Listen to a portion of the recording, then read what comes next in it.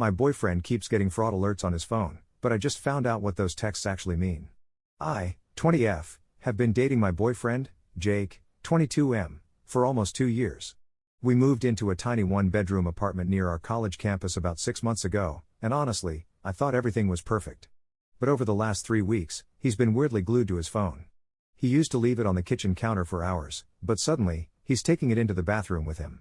Whenever we're on the couch watching TV, he keeps it face down on his thigh. 2 days ago, we were eating dinner and his phone buzzed on the table. It was face up for once. The notification said it was an iMessage from Chase Fraud Alert. I didn't think much of it at first.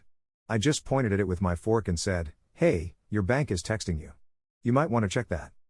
Jake practically lunged across the table to grab the phone. "Yeah, I know. It's just some bullshit. Someone keeps trying to buy gas in Florida with my card information." "Did you cancel the card?" I asked. "Yeah, they're sending a new one," he said, shoving the phone into his pocket. He wouldn't look me in the eye. Something felt off. Banks usually send automated SMS texts, typically from a short code, not an iMessage. Last night, Jake got up to take a shower. He left his phone on the nightstand, which he hasn't done in weeks. I know it's toxic, and I know I shouldn't have done it, but my stomach was in knots. I grabbed his phone. I know his passcode because it's my birthday. I opened his messages and typed Chase into the search bar. The thread popped up. It was an iMessage thread.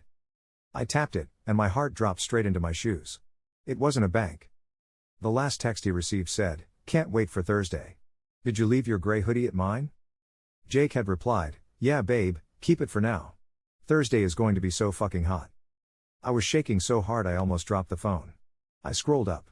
There were weeks of messages. Pictures that wouldn't load because my hands were trembling too much to tap them properly. Messages like "I miss your hands and tell her you're working late again." I memorized the number, put his phone back exactly where it was, and locked myself in the guest bathroom. I pulled out my own phone, dialed *67, and called the number. It rang 3 times before a girl picked up. "Hello? Jake?" I hung up immediately. I clamped my hand over my mouth to stop myself from sobbing loudly enough for him to hear over the shower water. I am sitting on the bathroom floor right now, feeling completely sick. I don't know what to do. I don't know who she is. I don't know how I'm going to walk out there and look at him. Update 1. I confronted him. I couldn't hold it in. The second he walked out of the bathroom with a towel around his waist, I just exploded. "Who the fuck is Chase Fraud Alert?" I screamed at him. He froze. His face went completely pale. "What?" "I looked at your phone," I said, tears streaming down my face. "I saw the texts. Who is she?" Jake's shock instantly turned into rage. He threw his towel on the bed. "Are you invading my privacy? Are you fucking kidding me right now? You went through my phone? Don't turn this around on me." I yelled. "You are cheating on me. You told her Thursday is going to be hot." He rubbed his face aggressively, letting out a loud, mocking laugh. "You are acting insane. It's Jenna from work. She's been covering my shifts. I saved her as Chase Fraud as a joke because she's always stealing my hours. You told her she could keep your hoodie and called her babe. Because she's freezing in the goddamn warehouse, and everybody calls her babe. It's an inside joke. Jesus Christ, you are suffocating me. I can't even have a fucking friend at work without you having a meltdown." We screamed at each other for an hour. He completely gaslit me, making me feel like I was crazy, jealous, and violating his boundaries. He refused to let me text her or call her on speaker. He told me if I couldn't trust him, I should just pack a bag and leave. So I did. I packed a duffel bag and drove straight to my best friend Mia's apartment. Mia has been my rock through all of this. I bawled my eyes out on her couch while she made me tea and rubbed my back. "He's a lying sack of shit," Mia told me. "Give me your phone. Let's find this bitch." Mia is a wizard at stalking. Within 30 minutes, she had tracked down the warehouse's employee Instagram page, looked through the followers, and found a Jenna. The girl from the phone. Mia clicked on Jenna's profile. "Oh my god," she said, turning the screen to me. Jenna's profile picture was her kissing a guy. Her bio said, "Marcus Human Heart October 14, 2021. She has a whole boyfriend. Jake isn't just cheating on me, he's helping Jenna cheat on her boyfriend." Mia took a screenshot of Marcus's profile and sent it to me. She told me I need to blow their lives up, but I am terrified. Update 2. I messaged Marcus. I couldn't sleep at all last night at Mia's, and at 3 a.m., I just snapped and sent him a DM. I said, "Hey. I don't know you, but my boyfriend Jake works with Jenna. I think they are sleeping together." He actually replied almost instantly. He works night shifts at a hospital. We agreed to meet up at a diner halfway between our places this morning. Marcus is this really quiet, tall guy. He looked completely exhausted when he sat down across from me. I showed him the screenshots of the texts I took before I left Jake's apartment. Marcus stared at the photo of the screen for a long time. His jaw was clenched so tight I thought his teeth were going to break. "The gray hoodie," Marcus said quietly. His voice sounded hoarse. "She wore a gray hoodie to sleep the last 2 nights. I asked her where she got it. She said she bought it at Target." "I'm so sorry," I whispered. I started crying again. Sitting across from someone else whose heart was actively breaking just made it all so real. "He told you they worked together?" Marcus asked, looking up at me. "Yeah, at the warehouse. He said they're just friends and the texts were about shift swapping." Marcus let out a bitter, dark laugh. "Jenna quit the warehouse 3 months ago. She works at a dental office now." My blood ran cold. 3 months. Jake has been going to work events and warehouse team drinks for months, talking about Jenna as if they were just annoying co-workers. It was all a complete, fabricated lie. "Thursday," Marcus said, tapping the table. "She told me she's going out with her sister on Thursday night. What did your boyfriend tell you?" "He thinks I have my evening class on Thursday. I usually don't get home until 9 p.m. Marcus looked me dead in the eye. "Don't go to class. I'm going to tell her I got called in for an overtime shift. We're going to go to your apartment on Thursday night." We made a plan. I feel like I'm vibrating out of my skin. I texted Jake and told him I'm still really hurt, but I'm going to come home tomorrow, Wednesday, and we can talk. I have to play the role of the apologetic, insecure girlfriend for 48 hours so he doesn't suspect anything. Update 3. It's over. It's all completely fucked and my entire life is in pieces. I went back to the apartment on Wednesday. Jake played the victim perfectly. He gave me this long, patronizing speech about how trust is the foundation of a relationship and how my jealousy is a serious red flag. I literally had to bite the inside of my cheek until it bled to keep from screaming at him. I just nodded and apologized. Thursday rolled around. At 5 p.m., I kissed him goodbye, grabbed my backpack, and told him I'd be at the library until class ended at 9. I walked 3 blocks down the street and got into Marcus's parked car. We just sat there in silence. The tension in the car was suffocating. Every time a car drove past, my heart hammered against my ribs. At 6:15 p.m., a white Honda Civic pulled into the visitor parking lot of my complex. Jenna got out. She was wearing my boyfriend's gray hoodie. Marcus let out a sound like he was physically dying. He grabbed the door handle, but I stopped him. "Give them 10 minutes, I said. "We need them to be caught dead to rights so neither of them can lie." Those were the longest 10 minutes of my life. When the time was up, we walked up to the second floor. My hands were shaking so badly I dropped my keys twice trying to get them into the lock. I pushed the door open. Music was playing from the TV. There was a bra thrown over the kitchen island. We walked into the living room, and there they were. On our couch. The couch I bought. Jake was entirely naked, and Jenna had her shirt completely off. "What the fuck?" I screamed. Jake literally shoved Jenna off him. She hit the floor and scrambled to grab a throw blanket. Jake was scrambling backward, tripping over his own jeans. Wait, babe, listen." Jake stammered, holding his hands up like I had a gun. Marcus didn't say a single word. He just walked over to the coffee table, picked up Jake's glass bong, and smashed it against the hardwood floor. It shattered into a million pieces. Jenna screamed. "You fucking piece of shit," Marcus said, his voice deadly quiet, pointing at Jenna. "Have a nice life." He turned around and walked straight out of the apartment. Jenna was sobbing hysterically, pulling her shirt over her head. She didn't even look at me. She just grabbed her purse and bolted out after him, completely abandoning her shoes by the door.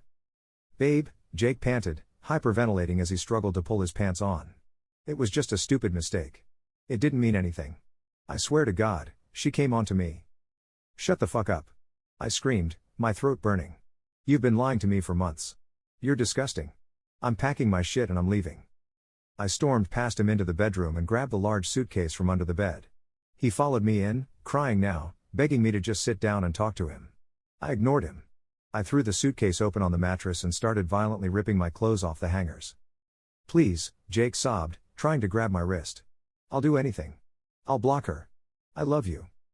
"Get your fucking hands off me," I snarled, yanking my arm away. I needed to get my heavy winter coats from the top shelf of the closet. I shoved past him and reached up, dragging the coats forward, but they snagged on a small Nike shoebox tucked way in the back corner. The box tipped over the edge and plummeted to the floor, bursting open. Jake stopped crying instantly. He went completely rigid. "Don't look at that," he said, his voice dropping an octave, suddenly cold. I looked down. There were photographs scattered across the floor. Polaroids. I knelt down and picked one up. It was a picture of a girl lying on my bed, wearing my boyfriend's t-shirt. But it wasn't Jenna. It was Mia. I dropped it and picked up another one.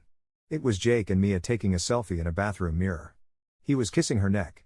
The date written on the bottom in black Sharpie was from 2 weeks ago. I dug through the spilled contents of the box. There was a pair of black lace underwear that I recognized immediately because Mia had bought us matching sets for a girls' trip last summer. Underneath the underwear was a folded piece of lined paper. I opened it. It was in Mia's perfectly looped handwriting. "Can't wait for our cabin trip next month. I love you so much. Good boy for keeping our secret. M." I sat on the floor, staring at the note. All the air left the room. Mia. My rock. The one who held me while I cried about Jenna. The one who stalked Jenna's Instagram. The one who told me to blow their lives up. My phone buzzed in my back pocket. I slowly pulled it out. It was a text from Mia. "Hey babe, I'm parked outside the complex. Text me when you're done with him and I'll come help carry your bags down. I brought wine. You're doing great. Jake is standing over me, dead silent. And Mia is waiting for me downstairs." Update 4. I slowly stood up, holding the lined paper in one hand and the Polaroid of Mia in the other. Jake took a step backward. "Please," he whispered. "Don't." "How long?" I asked. My voice didn't even sound like mine. It sounded hollow and completely dead. Since the summer," he choked out. "Since your girl's trip. She stayed back at the hotel that one night because her stomach hurt, and I went over to drop off your charger." I felt bile physically burn the back of my throat. I threw the picture hard at his chest. "You sick motherfucker. You're fucking my best friend? While you're fucking Jenna? While you're living with me?" Jake started crying harder, rubbing his face frantically. "She's crazy. Mia is fucking crazy. She told me if I didn't keep sleeping with her, she'd tell you about everything." Then it hit me. Like a literal punch to the gut. The timeline. Mia tracking down Jenna's Instagram in record time. Mia insisting we contact Marcus immediately. Mia pushing me to confront him tonight, telling me to blow their lives up. "She knew about Jenna," I said, staring blankly at the closet door. "What?" Jake asked, sniffling like a pathetic child. "Mia knew about Jenna. She didn't help me because she cared about me. She used me to clear out your other side piece. She wanted Jenna out of the way so she could have you for herself." Jake just stared at me, his mouth opening and closing. He didn't say a word, which meant I was exactly right. I didn't scream anymore. I didn't even cry. I just turned around, zipped up my half-packed suitcase, and grabbed the handle. "Where are you going?" Jake panicked, lunging to grab my arm. "You can't go to her. She's a psycho." "Don't you ever fucking touch me again," I snarled, shoving him backward so hard he tripped over the bed frame and fell. I dragged my suitcase out of the bedroom, down the hall, and out the front door. I didn't wait for the elevator. I hauled that heavy-ass bag down the stairs, the wheels slamming violently against every concrete step. When I pushed open the lobby doors, I saw Mia's car idling at the curb. She popped out of the driver's side immediately, wearing a huge, supportive smile. She had a bottle of Pinot Grigio in her hand. "Oh my God, babe. You did it!" she squealed, running toward me. "I'm so proud of you. Let's get your stuff in the trunk." I let go of my suitcase and walked right up to her. "Did you enjoy the show?" I asked. Mia paused, her smile faltering for a split second. "What do you mean? Are you okay? Did he hurt you?" I reached into my pocket and pulled out the folded note. I slapped it flat against her chest. Mia looked down at her own handwriting. The color completely drained from her face. Her supportive best friend mask literally melted off in real time. "You stupid fucking bitch," I said, my voice shaking with pure hatred. "You used me to clear out your competition." Mia didn't deny it. She didn't apologize or beg or cry. She just looked at me, her eyes going dead and cold. "He was going to pick me anyway," she said, shrugging slightly. "Jenna was just a phase. You're just the roommate who pays half the rent." I slapped her. I slapped her so hard my palm stung and her head snapped to the side. She dropped the wine bottle and it shattered on the pavement, glass and wine splashing all over our sneakers. "You were both trash," I spat. Mia held her cheek, her eyes blazing. "Have fun being homeless, sweetheart," she sneered. She turned around, got into her car, and sped off, leaving me standing on the curb with my suitcase. Update 5. I was standing outside my complex, shaking so hard my teeth were clicking together. I had nowhere to go. My parents lived 3 states away. I have $400 in my checking account and it was 8 p.m. on a Thursday. I sat down on the curb next to the puddle of shattered wine and pulled out my phone. I went to my recent calls and tapped Marcus's number. He answered on the second ring. "Hello? It's me," I choked out. The second I heard his voice, the dam completely broke. I started sobbing hysterically right there on the sidewalk. Hey, are you okay?" Marcus asked. His voice was rough, but he sounded completely alert. "Did he do something to you? Do I need to come back?" "I have nowhere to go," I cried into the phone. "My best friend. The one who helped us catch them. She's sleeping with him too. She orchestrated the whole thing to get rid of Jenna. I just found pictures." There was a long silence on the line. Then I heard Marcus let out a heavy sigh, the sound of someone who was just as exhausted and broken by this absolute bullshit as I was. "Send me your location," Marcus said softly. "I'll come pick you up. You can sleep on my couch." He pulled up 20 minutes later. He got out of his car, picked up my heavy suitcase without a single word, and put it in his trunk. When I got into the passenger seat, he handed me a bottle of water and turned the heat all the way up because I was shivering so violently. We drove in silence for a long time. The streetlights blurred past the window.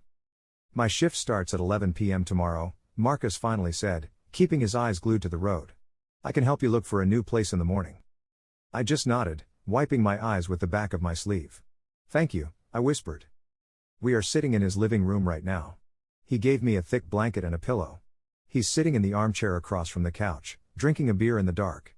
I don't know what I'm going to do about my lease, my classes, or the fact that my entire life was a sick joke to the two people I loved most. But right now, sitting here with a stranger whose life blew up at the exact same moment mine did, I feel like I might actually survive the night. Hi there, if you made it so far. Consider dropping a like and maybe subscribing. Thanks. And have a nice one.